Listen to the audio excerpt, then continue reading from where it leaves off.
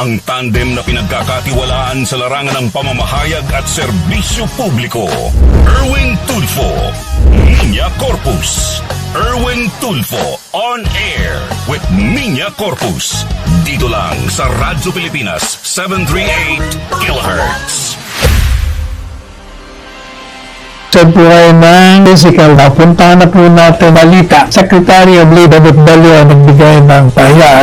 Kaugnay po ito dun sa desisyon ng IAT payagan appointment ng mga medical workers approved ni Presidente. Sabi po ni Secretary Balyo, yung po na nurses to be deployed abroad, not that significant, 900 to be deployed na iwan ay mga 600 na lamang. Nakasahan po ng 1,200 Balyo reduction ng mga deployation ng ganyan. Samantala, sabi po ni Secretary Balyo, naasahan niya na 100,000 mga OFW ang may babalik dito sa ating bansa. At pinag-aaralan po ng DOL ano pong pwede nang gawin para magkaroon ng alternative market bumalik. Meanwhile, si Secretary Arthur Tugadi po, Department of Transportation, nag-issue ng kautusan, sinususpindi limitasyon pagbaba ng 1 meter distance, 0.075 yun po sa mga pasahero. Kung matatandaan po niyo, medyo nagkaroon ng reversa dito sapagkat anong pinalalabas naman kasi na hindi nagkakasundo yung mga miyembro ng IAT. At maganda nga yun kung hindi nagkakasundo, nagkakaroon ng debate, ibig sabihin, hindi totoo yung mga critic position. Sinasabi na,